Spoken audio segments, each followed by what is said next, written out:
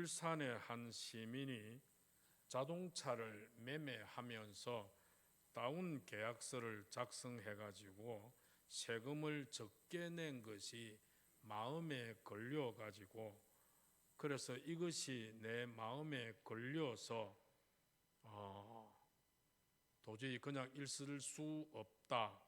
그래서 그런 내용의 편지와 함께 덜 낸 세금의 액수만큼의 돈을 봉투에 넣어 가지고 구청의 그 민원실에 몰래 놔놓고 그렇게 가 버렸습니다. 그래서 울산 동구청에서는 이 날이 언제냐면 2015년 8년 전이죠. 2015년 10월 10일에 있었던 그 일이었습니다. 그래서 동구청에서 10월 10일 난 12시 20분경에 세무과 민원실 책상 위에 돈이 든 봉투와 함께 익명의 편지를 발견했다라고 10월 20일에 발표를 했습니다. 밝혔습니다. 그래서 지난달 그 편지에는 지난달 그 차를 팔면서 실제 가격보다 판매 가격을 낮춰서 계약서를 작성했기 때문에 세금을 적게 내어서 부족한 세금을 지금 낸다라는 그 내용이었습니다. 그러니까 차를 판 그 사람은 적게 낸 세금 때문에 양심이 편하지를 아니했습니다. 그래서 적게 낸 세금을 자기 스스로 한번 계산을 해가지고 그 작게 덜 낸 세금을 납부하려고 그렇게 했던 것입니다. 그리고 그 봉투에는 5만 원권하고 1만 원권하고 해서 40여만 원이 들어져 있었다라고 동구청에서 밝혔습니다. 그런데 이제 동구청 세무과에서 다시 가만히 계산해 보니까 이건 이분의 세금 계산이 잘못되었다 판단해서 그 편지의 주인공을 찾으려고 CCTV를 또 통해서 여러 측면에서 그 주인공을 찾으려고 했지만 어떻게 가렸는지 하여튼 찾을 수가 없었습니다. 그래서 동구청 세무과에서는 이 주인공은 자동차를 판 사람이기 때문에 이 부분에 세금을 낼 필요가 없는 그런 분이었다. 그래서 구체적 거래건에 대해서 특정한 것이 없기 때문에 세금을 우리가 받을 수도 없다.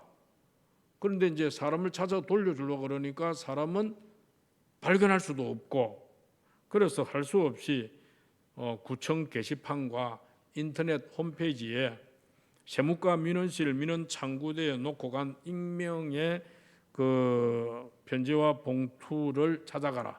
찾아가지 않으면은 세입으로 처리한다라고 공고를 했습니다. 그런데 그 발표할 때까지 또 그 이후로 이 돈을 찾아간 사람이 없다라고 합니다. 그러면은 그 금액은 동구청의 세금 수입으로 잡게 되어지는 그런 결과였습니다. 간단한 내용의 미담이었지만 우리에게는 많은 것을 생각하게 합니다. 그런데 그 중에 하나는 참 사람마다 양심이 좀 다르다는 것이죠.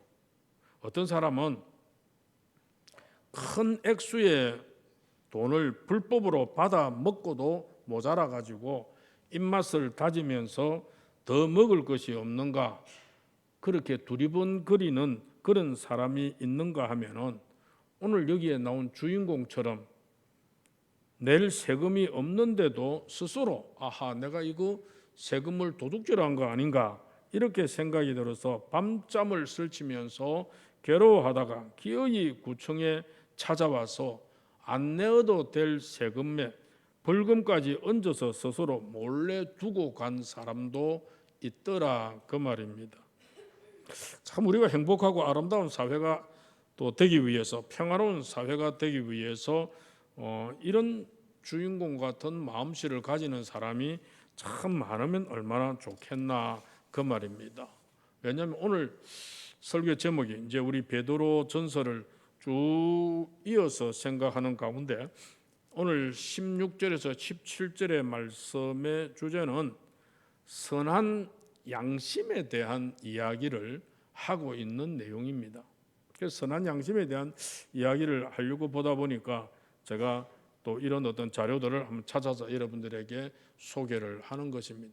우스개 하나 이야기할 거예요. 우스운 이야기입니다. 믿으면 안 되고 세상에서 사기만 치던 사람이 죽었답니다. 그래서 이제 죽으면 이제 사람 영혼은 하늘나라로 가게 되어지니까. 그런데 이제 천국 입구에서 심판대가 서 있는데 때마침 그때 이 베드로가 그 자격 심사를 하는 중이었는데 이 사기꾼을 만났습니다. 그래서 베드로가 사기꾼을 보자마자 너는 천국에 들어갈 자격이 없다 잘랐습니다. 그랬더니 사기꾼이 왜 내 안 되느냐고 따졌습니다. 그래서 이제 베드로가 하는 말이 너는 맨날 사기나 치고 배반이나 하고 사람들을 속이지 않았느냐? 이런 놈이 어떻게 천국에 들어갈 수 있느냐? 그랬죠. 그랬더니 이 사기꾼이 짐 보따리를 하나 슬그머니 베드로에게 보여줍니다. 그러면서 사기꾼이 말했습니다. 이게 뭔지 아십니까? 한번 덜차 볼까요? 그래서 베드로가 그 짐 보따리 속을 들여다보니까 그 보따리 속에 뭐가 들어있겠습니까? 닭 한 마리가 들어있습니다. 그 닭을 보자 베드로가 할 말이 있겠습니까? 왜요? 닭 울기 전에 예수님을 몇 번 부인했던 사람입니까? 3번이나 부인했습니다. 절대 주님 부인을 하다니요. 절대 내가 부인 안 한다고 그렇게 약속해 놔놓고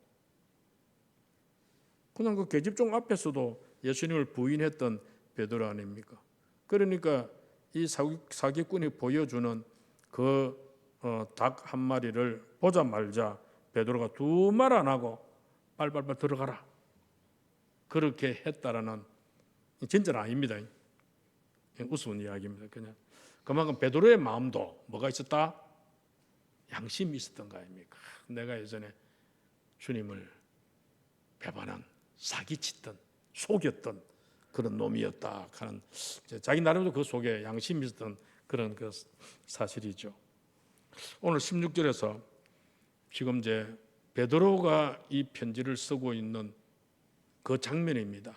그런데 베드로가 지금 터키 지방에 있는 그 고난받고 어려움 속에 있는 그런 그 핍박 속에 있는 성도들에게 지금 쓰는 편지들입니다.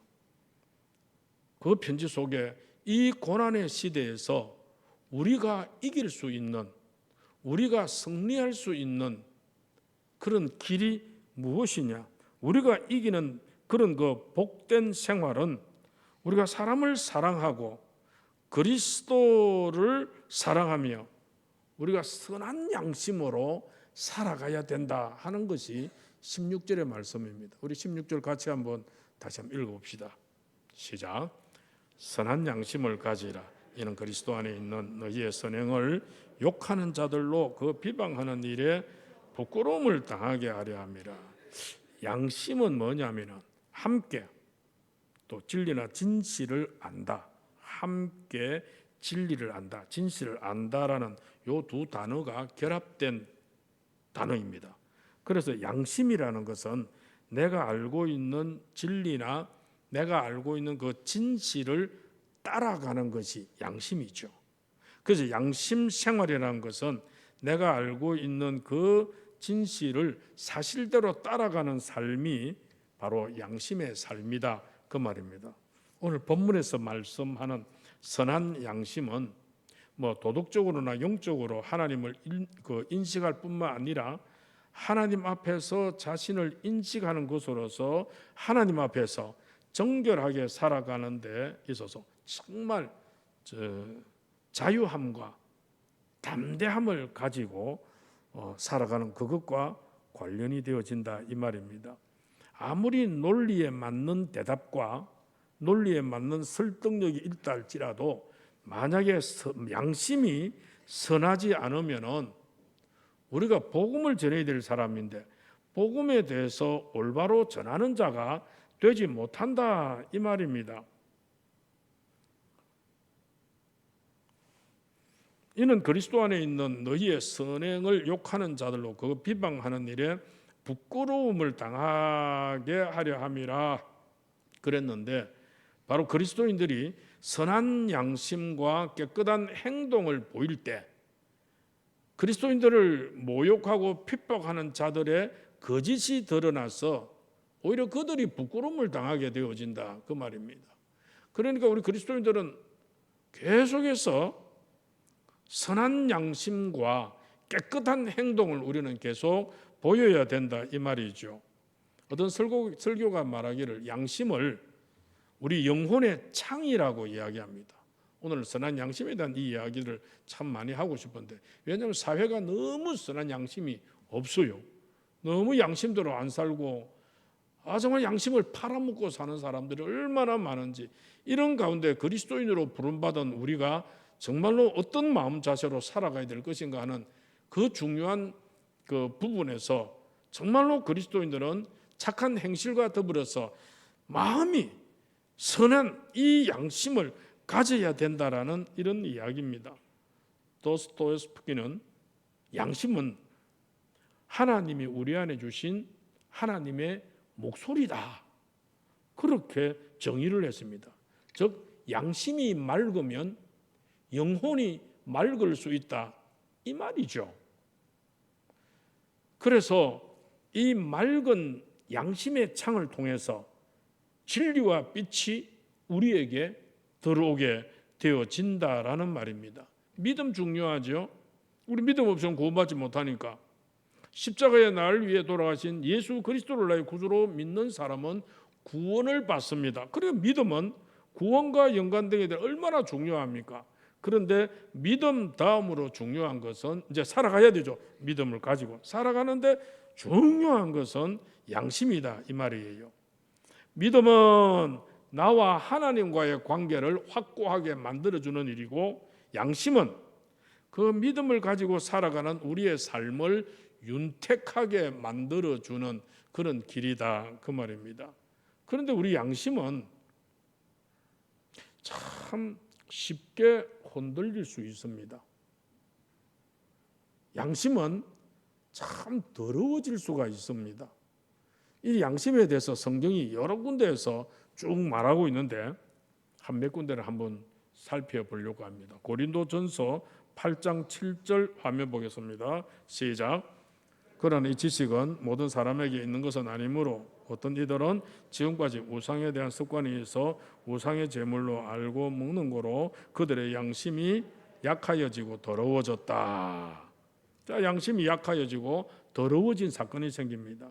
즉 고린도 교인 중에서 어떤 사람들은 우상이나 우상 제물에 마법적인 효력이 있다는 그런 거짓 신앙에서 완전히 벗어나지 못한 사람들이 있어가지고, 그래서 거기에 대한 생각들이 있었고, 오늘날도 마찬가지로 샤머니즘적인 신앙에서 벗어나지 못한 그런 그 사람들, 어떤 무당이 하는 말이 서울 쪽에서, 우리 쪽은 아니고, 자기 찾아오는 사람이 100명 같으면 그중에 20%가 기독교인이랍니다.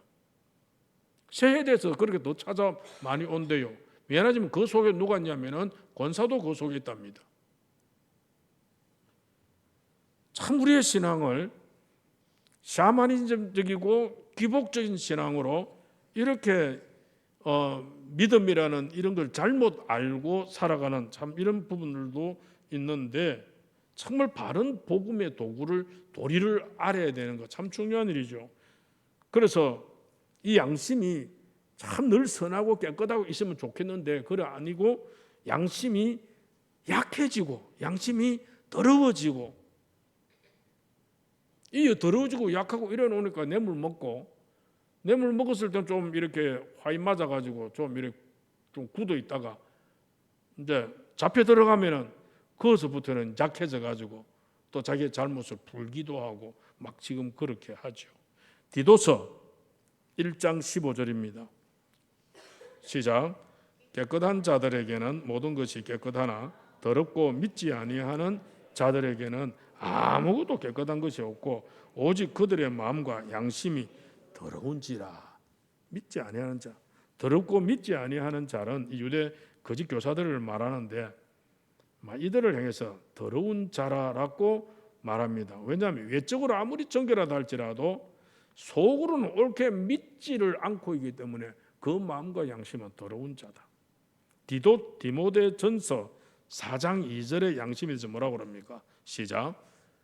디모데전서 4장 2절 제가 읽겠습니다. 자기 양심이 화인을 맞아서 외식함으로 거짓말을 하는 자들이라. 양심이 뭘 맞아? 화인 맞았다 그럽니다. 양심이 화인 맞을 수도 있다 이 말입니다.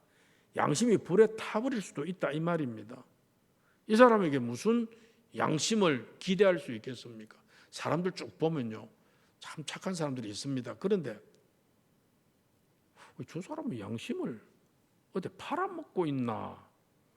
양심이 저 양반은 있나 없나 할 정도로 그런 사람은 양심이 화인 맞은 사람이죠. 불에 타버렸습니다.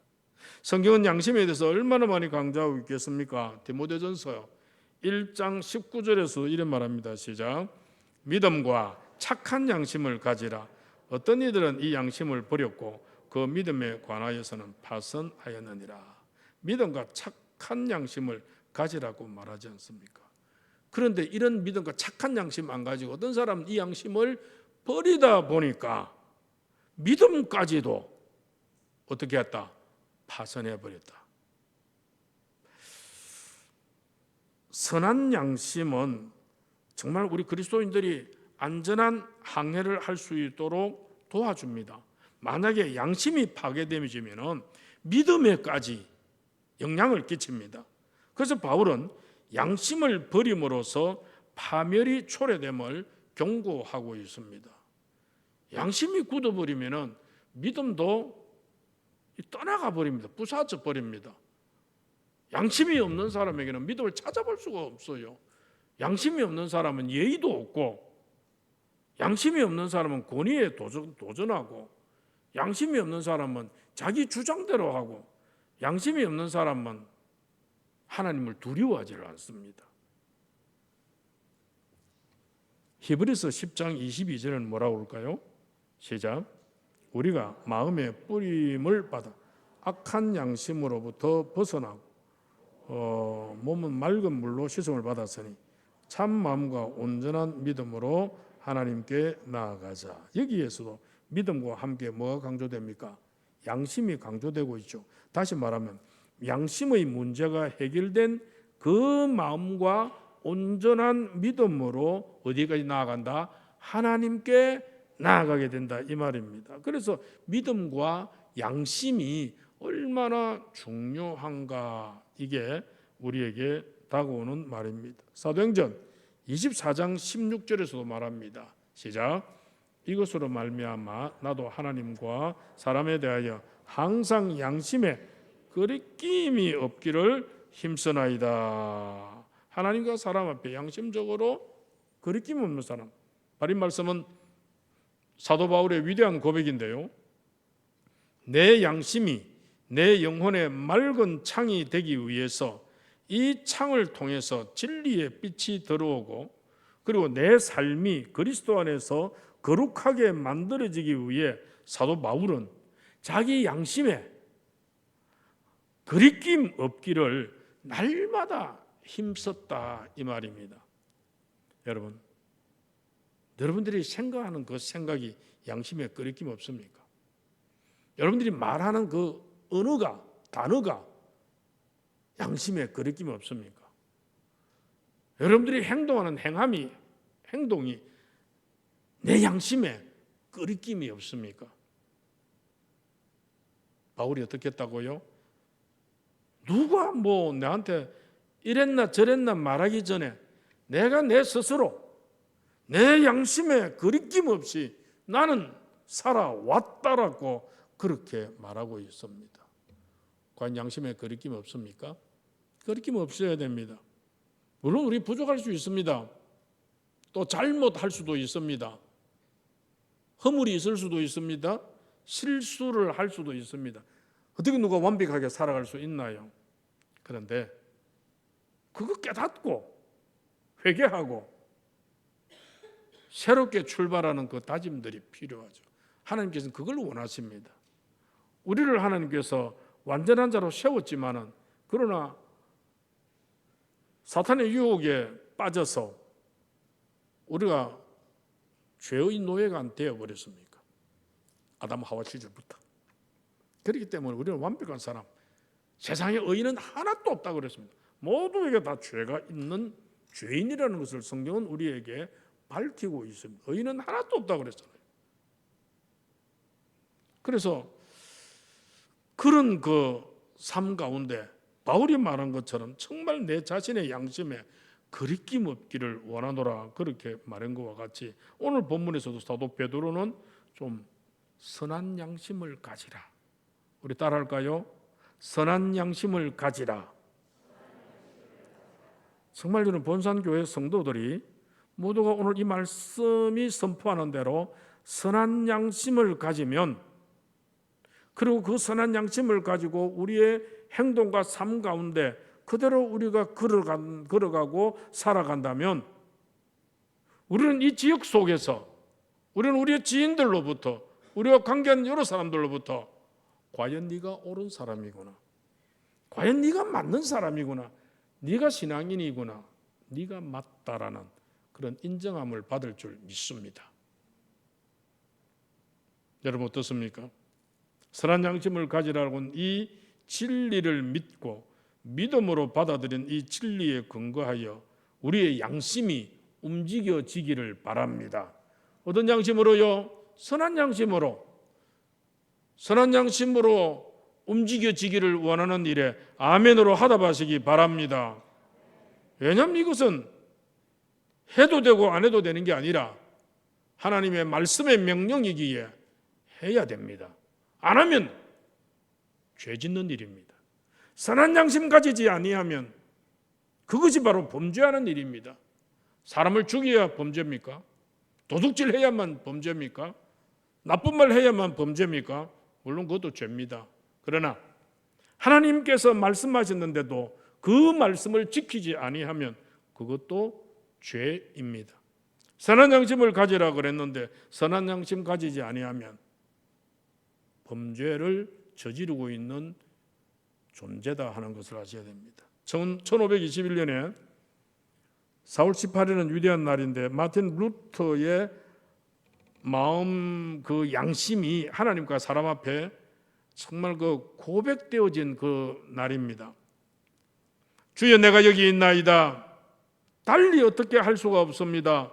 나를 도와 주옵소서. 이 루터는 그의 양심이 온전히 하나님의 거룩한 말씀에만 매여 있었습니다. 그런데 그를 둘러싸고 있는 천주교의 모든 그 교회와 성직자와 교인들과 그 모든 윗사람들의 모든 그 주변에 그를 둘러싸고 있는 부패한 온갖 제도가 그가 말씀을 통해서 이것을 바라볼 때 이것은 아니었다 이거죠. 그래서 루터가 주여 내가 여기 있는데 달리 내가 어떻게 할 수가 없습니다. 이건 아닌데 어떻게 해야 좋겠습니까? 주여 나를 도우소서. 그렇게 외치고 있는 하나님 앞에서 말씀에만 매여 있는 그였기에 이런 고백을 하게 되었던 거죠. 그렇기 때문에 사도 베드로가 오늘도 16절에 이렇게 다시 한번 말한 것 기억하기를 바랍니다. 읽겠습니다. 시작. 선한 양심을 가지라. 이는 그리스도 안에 있는 너희의 선행을 욕하는 자들로 그 비방하는 일에 부끄러움을 당하게 하려 함이라. 선한 양심 가지게 되어지면 그 결과가 어떻게 될까요? 우리를 비방하는 자들이 부끄러움을 당한다고 그렇게 말합니다. 그들의 비방이, 그들의 잔소리가, 그들이 우리를 향해서 간섭하는 것이 얼마나 의미 없는가 하는 것을 확정하기 때문에 그렇습니다. 그래서 17절을 보십시오. 17절에 뭐라고 그럽니까? 17절 시작. 선을 행함으로 고난받는 것이 하나님의 뜻일진데 악을 행함으로 고난받는 것보다 나으니라. 그러니까 이 고난이 하나님의 뜻이라면, 선을 행하는 것 때문에 고난이 온다면은 그것이 고난일지라도 나는 이걸 받겠다 이 말입니다. 차라리 고난을 받을지언정 하나님 앞에서 나는 선한 양심을 가지고 내 양심을 누그러뜨리지 않고 하나님 앞에서 바로 서겠습니다라고 고백하는 루터나 이 베드로의 고백이 우리의 고백이 되어져야 될 것입니다. 고난이 찾아오면 우리의 양심이 바로 딱 서 있겠습니까? 고난과 어림이 찾아오면, 환란이 찾아오면 생각지도 못한 일들이, 집안의 일들이, 사정의 주변의 일들이 생기게 되어지면 우리의 양심이 그 환경에 따라 우리가 움직여질 수가 있습니다. 그래서 사도 베드로가 터키 지방에 있는 그 초대교회 교인들이 그 지역에 있는 사람들로부터 온갖 욕을 듣고 핍박을 당하고 하는 이런 현실들을 바라보면서 그 고난의 시대에 살고 있는 그 성도들에게 선한 양심으로, 그래도 선한 양심으로, 그럴지라도 선한 양심으로 그렇게 살아가야 한다 외쳤죠. 그러면 여러분, 마지막 정리하면서 묻겠습니다. 우리 선한 양심 가져야 됩니다. 좋은 양심 가져야 됩니다. 이게 꼭 필요한 일입니다. 그럼 목사님, 어떻게 하면 선한 양심 가질 수 있고 어떻게 하면 좋은 양심, 착한 양심 가질 수 있겠습니까? 세 가지 비결이 있습니다. 첫째는 죄가 들어오면 즉각적으로 토해버려야 합니다. 죄를 자백하라는 것입니다. 발을 씻으라는 것입니다.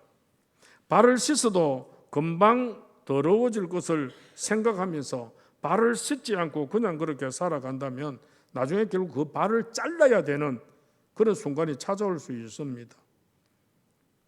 믿지 않는 사람들, 교회를 다니지 않는 사람들은 때로는 이런 말을 하기도 합니다.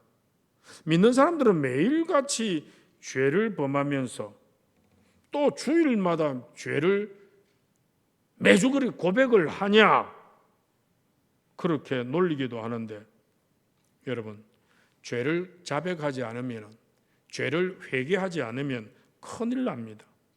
죄를 자백해야 우리의 양심을 보호할 수가 있습니다.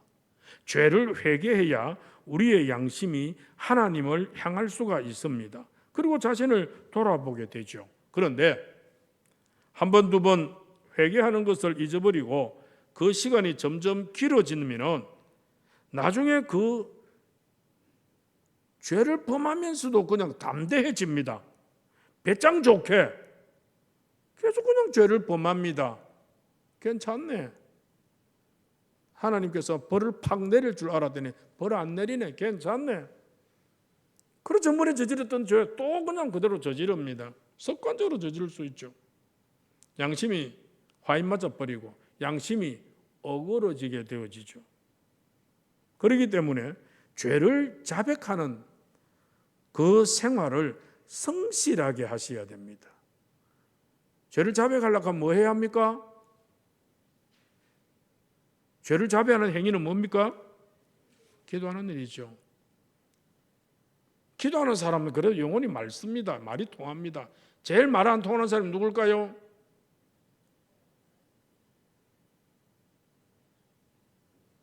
회개도 안 하고 자백도 안 하고 기도도 안 하고 화인 맞은 사람 얼굴입니다. 모습.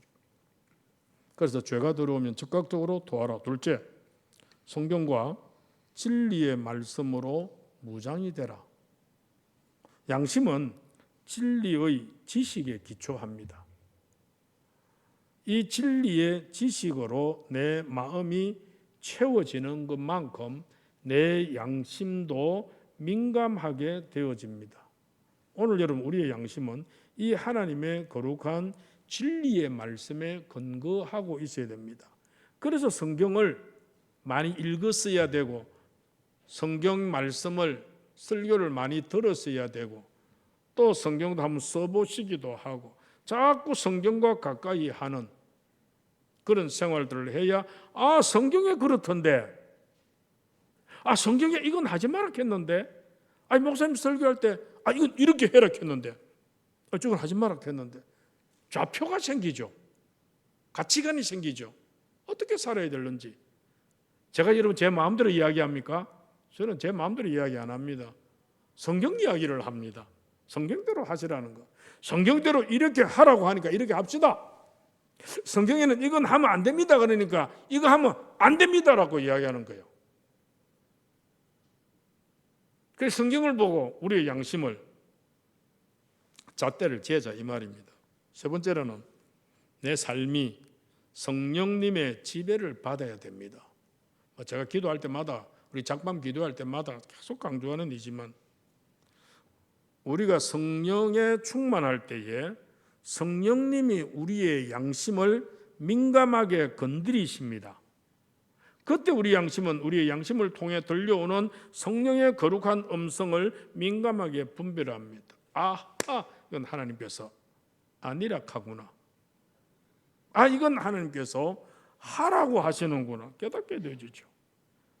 그리고 우리는 선한 양심을 가지고 폭풍우와 비바람이 몰아치는 하늘 아래에서도 우리가 주님을 찬양하면서 순결하고 거룩한 삶을 살아갈 수가 있는 것이죠. 결론입니다, 여러분. 사도 베드로가 예언했던 고난의 시대, 2000년 전에 터키 지방에 살았던 그 초대 교회 그분들에게만 고난이 찾아온 게 아니고 오늘 2023년도를 시작한 오늘 이 시대를 살아가는 우리 앞에도 내 개인적이나 내 가정적으로나 우리 집안적으로나 또 우리 주변에 여기에도 어쩌면 고난의 시대가 내 앞에 놓여 있는지도 모릅니다. 내 눈에 안 보이고 내 귀에 들리지 아니해도 고난의 발자국 소리가 우리에게서 슬며시 다가오고 있는지도 모릅니다. 아니면 오늘 우리 가운데 어떤 분들은 이미 찌들린 삶의 고난 가운데 살고 있는 분들도 혹시 이 가운데도 있을지 모르겠습니다. 그러나 이 고난 가운데서도 베드로는 3장을 통해서 우리 서로 사랑해야 한다.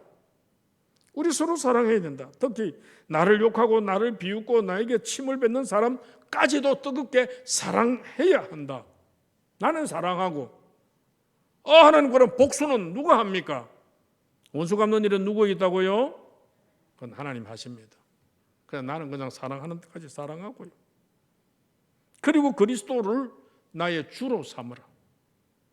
내가 주인이 아니고 그리스도가 주고 나는 종입니다. 내 마음대로 하는 것이 아니고 주님께서 명하시는 대로 나는 따라갈 뿐이고 행할 뿐입니다라고 하는 이 자세. 그리스도가 고난의 상황 가운데서도 내 삶의 주인이 되도록 하라는 것입니다. 두려움이 엄습하지 못하도록 하나님만 두려워함으로 예수 그리스도를 주로 삼는 그런 우리가 되어져야 되고 오늘 주신 말씀처럼 내 영혼의 창에 우리 주님의 아름다운 얼굴이 비칠 수 있도록 나에게는 선한 양심으로 착한 양심으로 살아갈 수 있는 그 삶을 살아라. 그게 베드로전서 1장부터 오늘 3장 1절에서부터 17절까지 주어진 메시지의 주제들입니다. 이 말씀 가슴에 품고 매주 주제적으로 우리에게 던져지는 이 메시지를 여러분 그냥 귓등으로 듣지 마시고 외면하지도 마시고 말씀하시는 이 말씀 가운데 다만 우리가 할 일은 무엇입니까? 주님 그렇게 하옵소서. 제가 그렇게 따르겠습니다. 그래야 고난을 이기는 신실하고 성결한 삶의 모습으로 우리 하나님께 영광을 돌릴 줄 믿습니다.